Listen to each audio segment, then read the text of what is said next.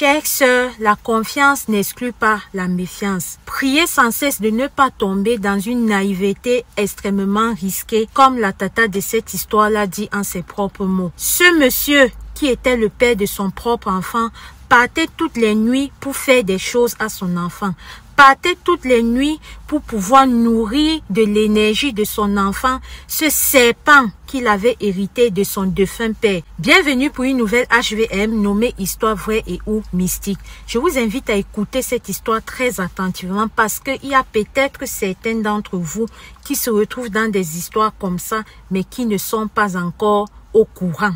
Qui se retrouvent dans des histoires comme ça, mais qui ne savent pas encore les détails de cette dernière va pouvoir vous ouvrir les yeux. Ce sont trop les blablabla. Allons-y dans le vif du sujet. Let's go to the story.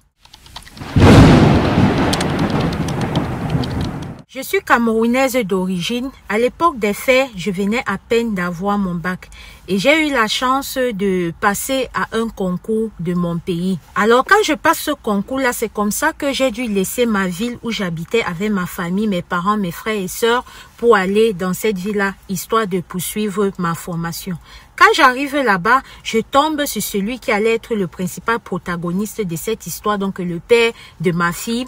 C'est comme ça que on se met ensemble, on sort ensemble. S'il y a une chose que je peux dire aux jeunes filles avec mon œil de maman avancée, et de par ma propre histoire que vous allez écouter les filles, c'est que quand vous êtes dans une relation, quand les choses ne vont pas bien, vous savez.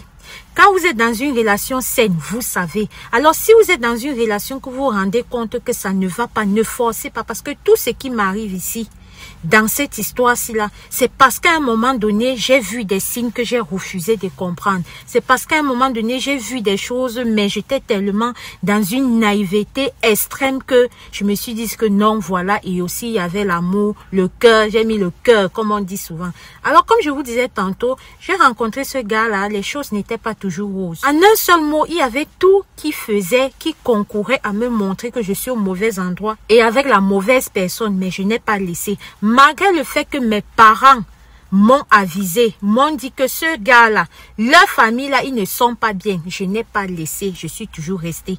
Dans mon resté, c'est comme ça que j'ai fait première année avec le gars, deuxième année, troisième année. Vu que nous étions dans la même école de formation, et dans cette école-là, être enceinte, c'était synonyme de pouvoir te faire recaler parce qu'il y avait des activités que avec ta grossesse tu ne pouvais pas faire. Donc automatiquement c'était le recalage. C'est que monsieur savait très bien. Ça n'a pas empêché qu'il me mette la pression. Ça n'a pas empêché qu'il me force. Il me supplie que pardon pour notre amour. Porte un enfant. Ce que j'ai fait, je vous ai dit, j'étais dans une naïveté extrême que j'ai accepté, j'ai porté l'enfant et j'ai été recalée. C'est comme ça que lui, il a passé, il est parti. Moi, je suis restée à l'école. J'ai dû finir ma troisième année. Quand je finis la troisième année, c'est comme ça que je monte, je pars rejoindre le gars à Douala où il vivait. Quand j'arrive à Douala maintenant, malgré que j'étais enceinte, il y avait déjà des signes très bizarres. La manière de se comporter avec moi. C'est comme ça que le même de porter mes pieds partis avant d'accoucher, je n'ai pas fait. Je suis restée, j'ai supporté. C'est comme ça que j'ai accouché mon enfant. Notre enfant, c'était une fille. Quand j'accouche notre fille, les choses ne s'améliorent pas. Et pour ne rien arranger à cela, un jour, quand on reste à la maison, il y a une délégation de sa famille qui est venue. Parce que, comme je vous ai dit en début de vidéo, son père était décédé. Donc, il y a une délégation de sa famille qui vient. Et je notifie que quand ils sont en train de causer, ils parlent codé. Et dans le code là, j'ai quand même pu décoder quelque chose. Il y a un truc que j'ai compris du genre, ta mère demande que tu viennes prendre ce que ton père a laissé. Ensuite, là, c'était même en patois, les choses comme ça, je ne comprenais pas trop. C'est là où je suis restée tranquille. Quand ces gens-là sont partis, je lui ai dit, mais je lui ai dit, mais on parle de quoi là?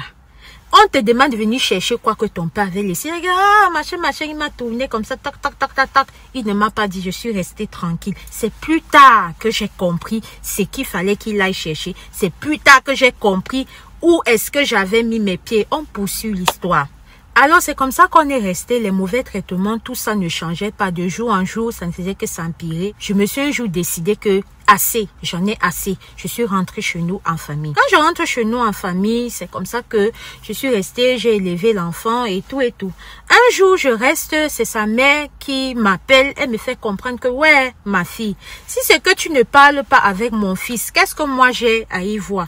Toi et moi, nous sommes dans Yaoundé ici, je ne peux pas voir ton enfant comment, hein? Si tu as des problèmes avec mon fils, ce n'est pas avec moi.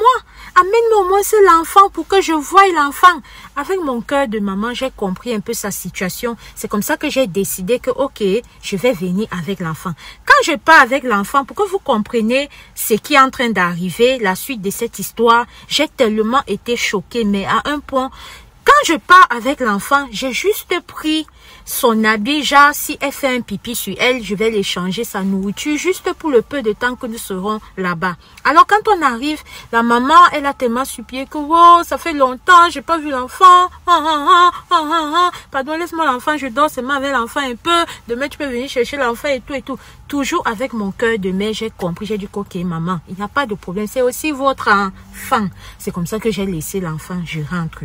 Le lendemain, quand je viens chercher l'enfant, que ok, je veux l'enfant, sa mère échange d'un ton, tu n'auras pas cet enfant. Je reste, je ne comprends rien.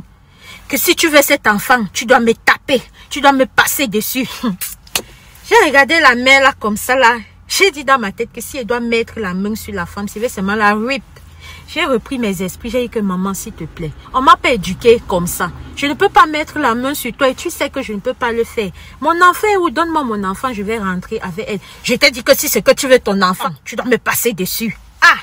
C'est comme ça que je suis donc restée. J'ai compris qu'on n'allait pas me donner mon enfant. Vu que j'ai même cherché l'enfant partout, dans les alentours, à la maison et tout. L'enfant n'était pas. C'est comme ça que je suis rentrée. Sans savoir que les filles, comme je rentrais là, j'allais passer 11 ans de ma vie loin de ma fille. 11 ans de ma vie que je n'allais pas avoir les nouvelles de ma fille. C'est comme ça que, comme je vous ai dit, je ne savais pas, je suis rentrée à la maison. Alors quand je rentre à la maison, je reste, je lance les appels, les numéros ne passent plus. Je lance les appels, je n'arrive plus, ça ne sonne pas. En un seul mot, on m'avait bloqué. C'est comme ça que je suis restée tranquille. Entre-temps, mes affectations sont sorties, je suis partie, on m'avait affectée. Vous savez, dans cette vie, il faut être des personnes simples, mais le plus important, il faut faire du bien autour de vous. Parce que quand vous allez écouter la suite de mon histoire, vous allez comprendre que c'est ce bien que j'ai rendu aux gens, c'est ce bon comportement, le fait d'être bien, d'être une personne vraie qui m'a permis de retrouver ma fille. Je vous explique. Alors, je suis restée, comme je vous disais tantôt, quand on m'a affecté, où est-ce qu'on m'a affecté, j'arrive là-bas dans cette ville. C'est là où je croise une de mes belles-sœurs, une coépouse de mon ex. Elle me demande que, mais comment est-ce que tu vas? Ça fait longtemps et tout. C'est juste que, ah, ma sœur, ça va aller comment? Quand toi-même tu sais que vos gens là, vous m'avez pris l'enfant et tout et tout. Elle dit que vraiment, moi je n'ai jamais été d'accord avec le fait qu'on t'a pris ton enfant. Je n'ai jamais été d'accord et c'est parce que, voilà, j'avais perdu ton contact que je ne t'ai pas dit. Mais ce que je sais que présentement ton homme, il s'est remarié et il vit à telle place. Et je ne te dis même pas, hey! Est-ce que tu sais que ton gars là, comme il s'est remarié, sa femme qu'il a mis là-bas dedans, elle n'arrive pas à enfanter. Chaque temps, fausse couche. Chaque temps, fausse couche. Chaque temps, fausse couche. C'est comme ça qu'elle m'appelle tout le temps en pleurant que c'est encore sorti, c'est encore sorti. Donc, comme tu es parti là, il n'a plus eu d'enfant. Ce n'est que ton enfant qui est son seul enfant. J'ai dit, ah bon, maman, ouais.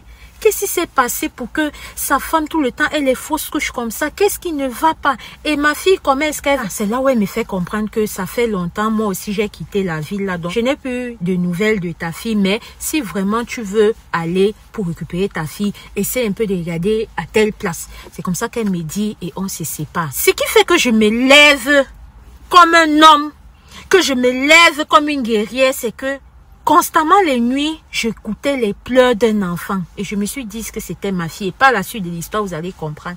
J'écoutais les pleurs d'un enfant qui pleurait toujours que aidez-moi, aidez-moi, je ne veux pas bien, aidez-moi, aidez-moi. Quand je ne faisais qu'écouter ces rêves de manière répétée, je me suis dit que Seigneur, je restais tranquille comme ça. Peut-être mon enfant, ça ne va pas. Hein? C'est là où je suis restée. Comme un signe du destin, je croise encore un autre gars que je connaissais à l'époque où j'habitais à Douala là-bas avec mon copain là, qui me voit et me dit que comment est-ce que tu vas? Ça fait longtemps, je t'ai tellement cherché tes nouvelles, comment est-ce que tu vas et tout et tout. Je lui dis que je suis là. Il me dit que ta fille, comment est-ce qu'elle va? Je suppose que maintenant c'est devenu une grande fille. Que gars, tu parles de ma fille comme ça, tu ne connais pas le zolo que son père m'a balancé. Tu ne connais pas le zolo que son père a fait passer entre mes jambes. C'est là où il me dit que ma couille a quoi? Développe. C'est là où je l'explique. Il me dit que donc depuis tu cherches ton homme, tu n'arrives pas à voir ton homme. Je dis oui, mais j'ai appris et je sais avec certitude que ton ex est affecté à tel endroit et même qu'il est censeur là-bas. Donc va regarder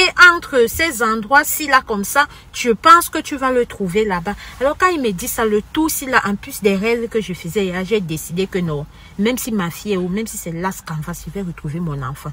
C'est comme ça que j'ai mené mes recherches, j'ai retrouvé où est-ce que le monsieur restait, même que j'ai retrouvé le monsieur et où est-ce qu'il restait.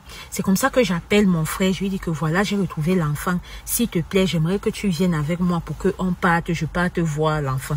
Mon frère est venu. Quand on arrive là-bas, on toque, il ouvre. Je vous assure que si ce gars-là aurait pu s'évanouir en me voyant, il aurait pu s'évanouir. Vous voyez le genre que vous croyez que vous avez très fui, que vous êtes peut-être parti au bout du monde, donc que vous êtes toujours ici au Cameroun. Bref, en un seul mot, il était énormément et désagréablement déçu de nous voir. C'est là où je lui fais comprendre que j'ai pu te retrouver aujourd'hui. Ça fait 11 ans aujourd'hui que tu m'as pris l'enfant. S'il te plaît, je veux prendre mon enfant. Il me dit que non, tu veux prendre son enfant, pourquoi?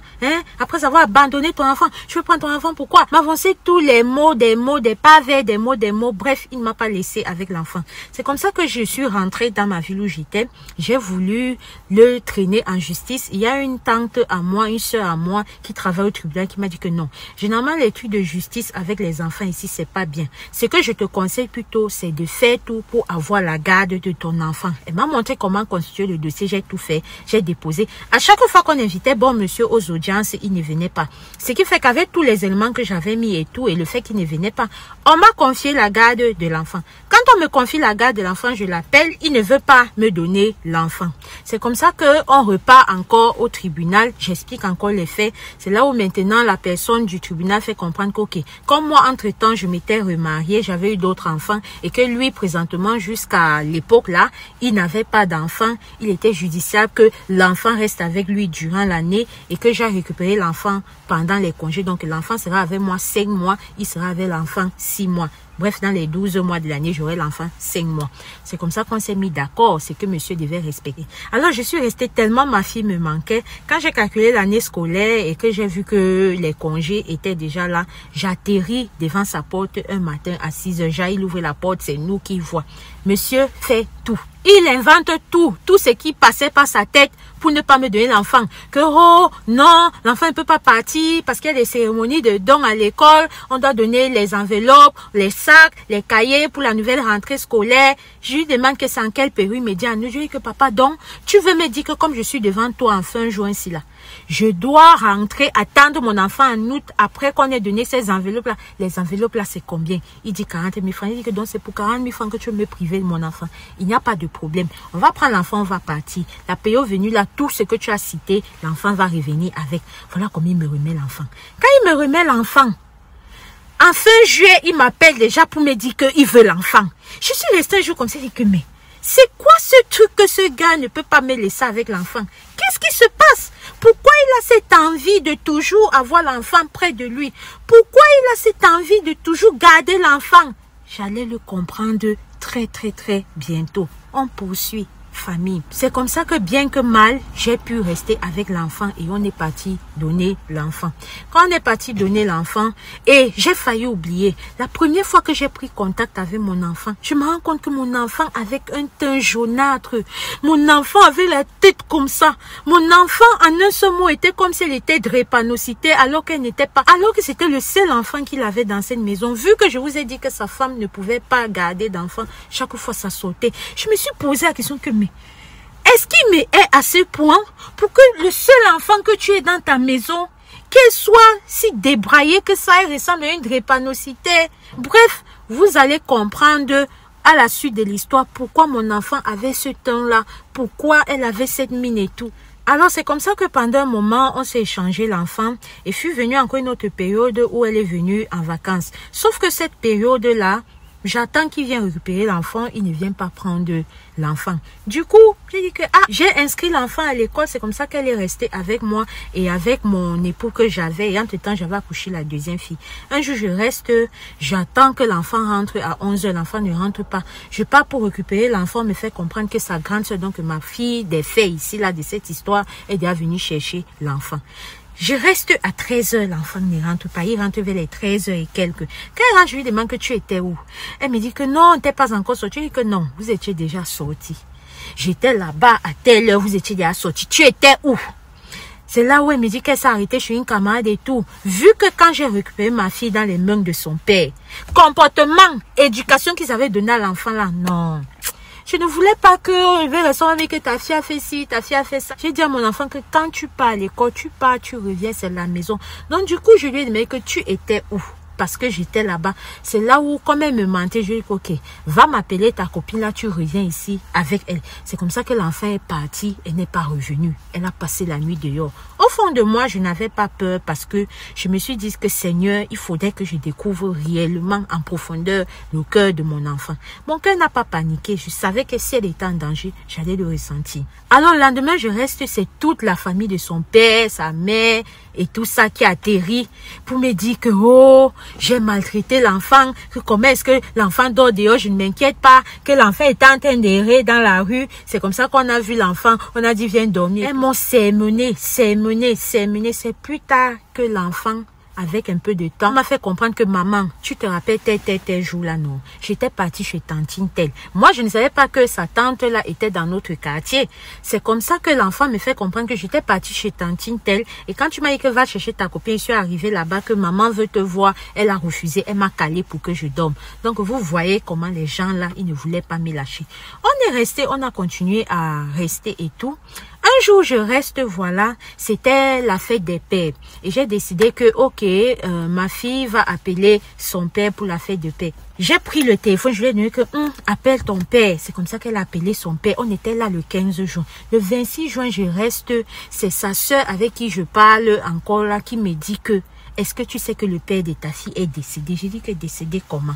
Ça ne fait même pas quelques jours qu'on a causé. Décédé comment? C'est là où elle m'explique. Voilà alors où l'histoire mystique, chère famille, se décide. C'est comme ça qu'elle m'explique que le monsieur était décédé vraiment de très courtes maladies. Maladie comment? Qu'à un moment donné, il se sentait mal. C'est comme ça qu'il est parti à l'hôpital. Quand il arrive à l'hôpital, on a vu qu'il avait besoin de sang. C'est comme ça qu'on lui mettait le sang tout le temps.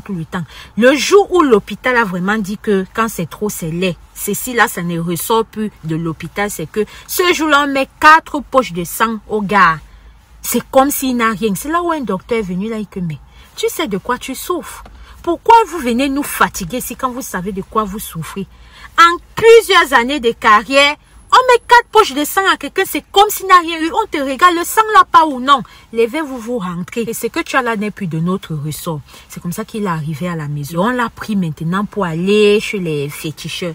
Quand on arrive chez le féticheur, maintenant, le féticheur dit que tu sais de quoi tu souffres. Si tu veux que je puisse faire quelque chose pour toi, il faut te confesser. Parle, dis tout ce que tu as fait. Le gars refuse. Sa femme reste à côté, lui dit que mais tu as fait quoi? Tu as fait quoi pour qu'ils disent que tu dises tout? Tu ne veux pas dire. Il a refusé. C'est comme ça que le féticheur dit que, ok, comme il ne veut pas partir, ça veut dire que lui-même il décide qu'il veut rip. Prenez-le, vous le ramenez à la maison. C'est comme ça qu'on prend le monsieur, on le ramène à la maison. 2 jours avant qu'il ne parte, on a enlevé sa femme auprès de lui. C'est comme ça qu'il a rip. Maintenant, la nuit où le gars ripait, hey! Si je vous dis que j'ai dormi, c'est que je vous mens. Je suis restée, c'est vrai que j'étais déjà malade, mais ma maladie, ça faisait après de 3 jours que j'étais sous traitement. Donc, on peut dire que j'étais en fin de traitement, mais cette nuit-là, il voulait passer sur moi. C'est comme s'il voulait me prendre là pour jeter devant. Voilà comment je reste. Je commence à ressentir chaud. Je me sens mal.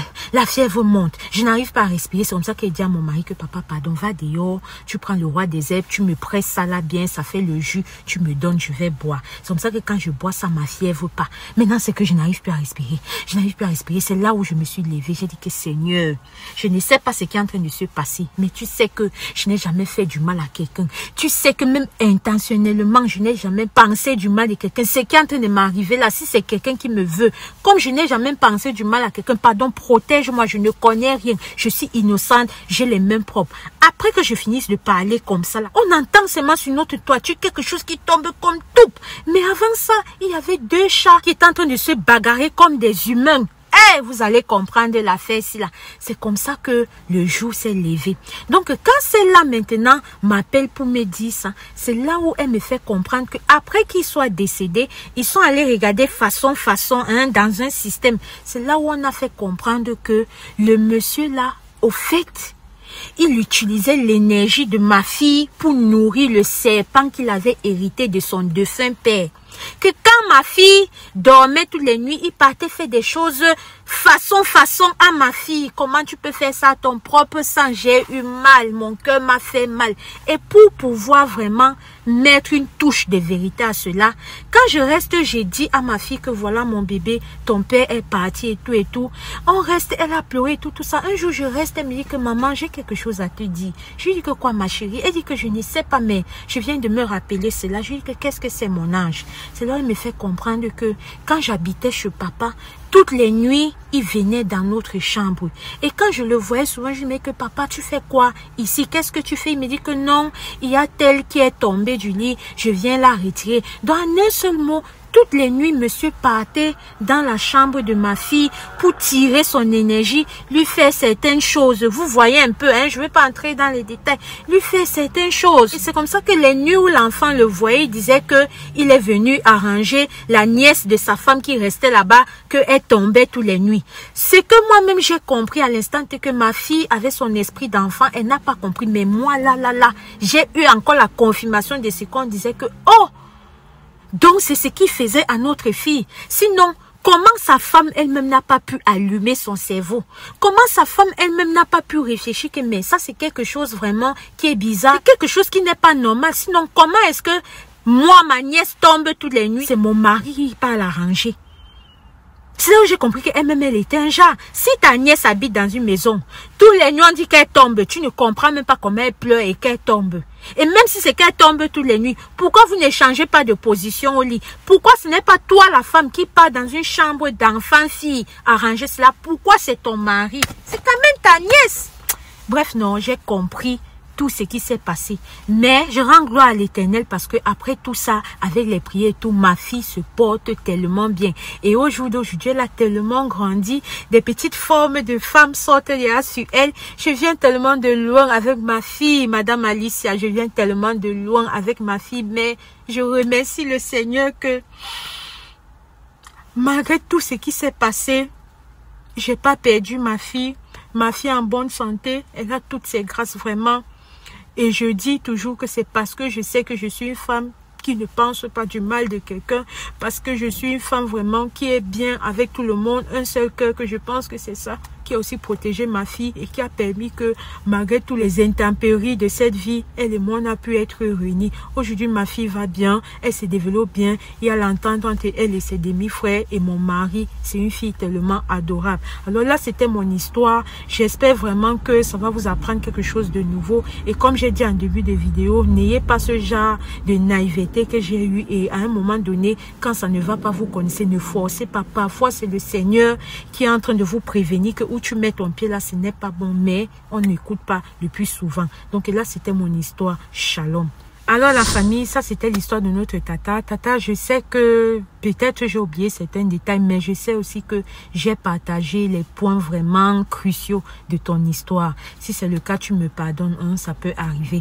Donc la famille, là, c'était son expérience. Faites comme notre tata, comme nos mamans, comme nos tontons qui nous confient leur histoire ici. Je pense que quand vous les suivez, ça vous édifie, ça vous sensibilise, ça vous informe. Donc si vous aussi, vous avez la vôtre, venez aussi nous sensibiliser, nous édifier avec cela. Et comme j'ai l'habitude de le dire, ne simplifie pas ton histoire parce que toi, tu peux voir que ça n'a pas un grand grande portée, mais quand on partage ici, tu vois que ça a une grande portée. Alors, le principe est simple. Je ne prends pas les appels sur ce numéro si c'est juste les audios. Donc, si tu sais que tu es capable de me raconter ton histoire en audio, tu m'écris et ensemble, on va se mettre d'accord sur comment est-ce que je vais présenter. Tu m'envoies tes audios, tu me dis si tu veux que je parle, je m'approprie de l'histoire comme celle de la tata, ou bien alors je balance directement tes audios. Ce que tu diras, c'est ce qu'on fera. Merci à tous ceux qui me soutiennent dans ce projet, dans cette ligne éditoriale, que le Seigneur vous le rende au centuple. Ici Alicia Lotus, n'oubliez pas d'être prudent, de prier sans cesse parce que le dehors est miné. On se dit à très bientôt pour une prochaine vidéo. Un bonjour, un bonsoir en fonction de votre fuseau horaire. You have to take care of yourself. Goodbye. Thank you.